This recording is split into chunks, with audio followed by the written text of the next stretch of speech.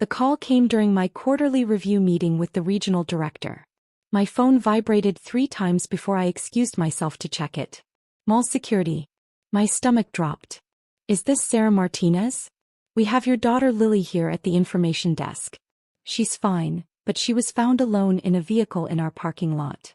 I was already grabbing my keys. I'm 10 minutes away. Please stay with her. Ma'am, she's been here about 20 minutes. We found her almost 90 minutes ago. She said her aunt told her to wait in the car. My hands went cold. Her aunt. A woman named Victoria Martinez. Your daughter had her contact information. We've been trying to reach her, but she isn't answering her phone. Because Victoria was inside shopping. My sister had left my 8-year-old daughter alone in a parking lot for an hour and a half so she could browse the summer clearance sales. I made it to the mall in 8 minutes. Lily was sitting at the security desk with a juice box and a coloring book one of the guards had found for her. When she saw me, her face crumpled. I'm sorry, Mommy. Aunt Vicky said she'd be right back. I held her tight, checking her over. The day was warm but not dangerously hot. The security guard, an older man with kind eyes, gave me the full story. We do regular parking lot patrols. Found her around 1:15. She was scared but okay. Said her aunt was shopping and told her to wait. We tried calling the aunt multiple times. No answer. Where is my sister now? Still shopping, presumably. We have her license plate from your daughter's information.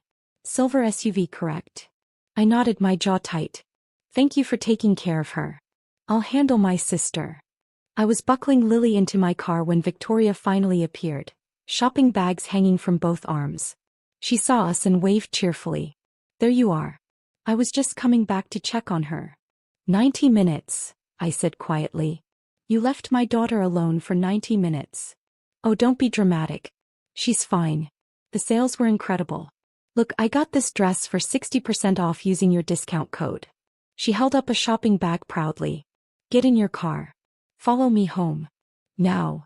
Something in my voice made her smile fade. Sir, come on. She's totally fine. Now, Victoria. The drive back to my house was silent. Lily fell asleep in the back seat, exhausted from the stress. Victoria pulled into my driveway behind me, still carrying her shopping bags. Inside, I made Lily a snack and turned on her favorite show. Then I turned to Victoria. Mall security called me. They found her. They tried to call you 12 times. Victoria pulled out her phone. Oh. I had it on silent. The stores are so loud, you know. You left an 8-year-old child alone in a parking lot for an hour and a half. I told her I'd be right back. And I was coming back. You're acting like I abandoned her. You did abandon her. She was found by security. They called the police. Did you know that? There's a report filed. Child Services was notified. That got her attention. What? That's insane. She was fine. She was alone in a parking lot for 90 minutes while you shopped. Using my employee discount. Victoria shifted uncomfortably. Okay, I'm sorry. I lost track of time. But everything worked out. No. Nothing worked out. You endangered my child. And you've been using my employee discount for 2 years without asking. You said I could use it. I said you could use it once for your birthday. That was 2 years ago. I checked with corporate this morning. You've used it 47 times. That's fraud, Victoria. Her face went pale. I thought it was fine. You never said I couldn't keep using it. Because I didn't know you were still using it. The discount is for immediate family only. Spouses, children, parents. Not siblings. I could lose my job. But you won't, right? I mean, they won't find out. I pulled out my phone and opened my work email. I had drafted a message during my drive home. I'm reporting it. Right now. Sir, wait. Don't do that. I'll stop using it. I promise. You left my daughter alone in a parking lot.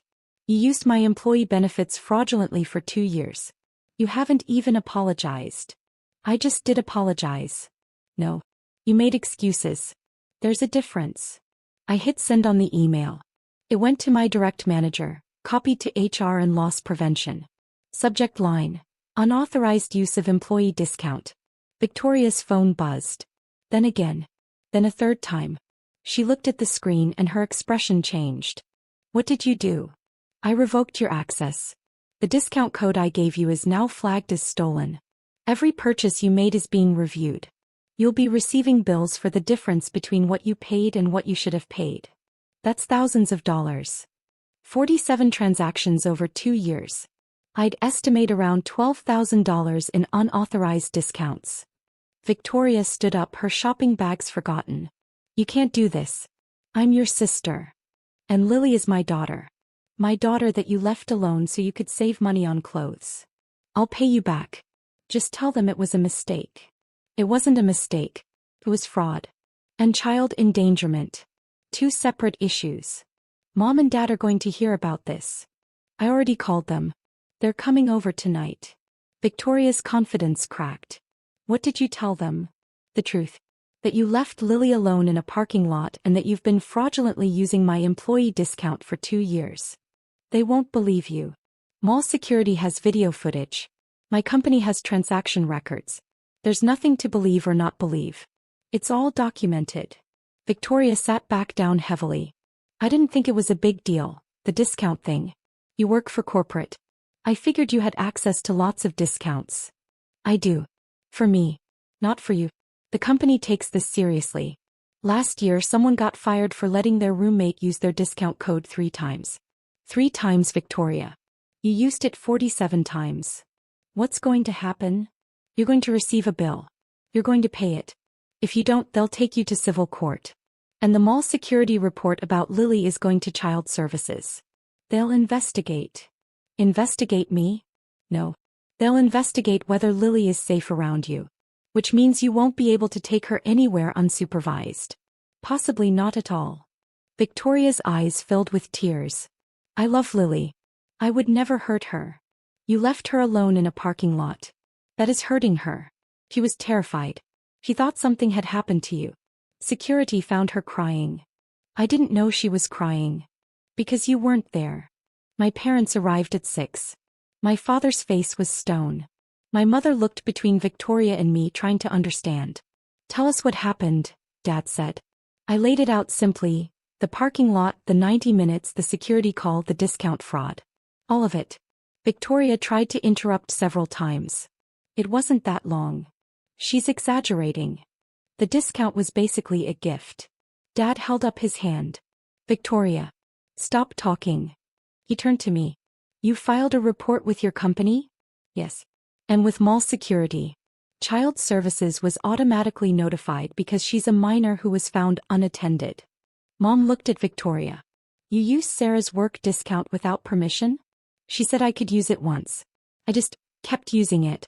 I didn't think it was a problem. 47 times, I said. Over 2 years. The company calls that systematic fraud. How much does she owe? Dad asked. Roughly $12,000 in unauthorized discounts. Plus potential fines from the company. They're still reviewing. Victoria started crying. I don't have $12,000. Then you'll make a payment plan, Dad said. You'll pay every cent. Sarah could lose her job because of this. I didn't mean for any of this to happen. But it did happen, Mom said quietly. You left Lily alone. That's unforgivable. She was fine. She was lucky, I corrected. She was lucky that security found her. Lucky that nothing happened. Lucky that it was a mild day. But luck isn't protection, Victoria. My phone buzzed. My manager. I stepped into the kitchen to answer. Sarah, I got your email. I need you to come in tomorrow morning. HR wants to discuss the situation. Am I in trouble? No. But we need to document everything. The fraud investigation is being opened formally. Your sister will receive certified letters within the week. And Sarah? I'm sorry this happened. You did the right thing reporting it. I hung up and returned to the living room. Victoria was arguing with our parents about payment plans, how she couldn't afford this and how I was ruining her life. Enough, I said. Here's what happens now. You pay back the money. All of it. You don't contact Lily unless I approve it. You don't come to family events where she'll be present unless I approve it. And you get help. Help. Therapy. Because people who make good decisions don't leave children alone in parking lots for 90 minutes. And they don't commit fraud against their own family. You're trying to control my life. I'm trying to protect my daughter. If that controls your life, that's because you made dangerous choices. Victoria looked at our parents. Are you going to let her do this? Dad stood up. We're going to support Sarah. He's right. You need help.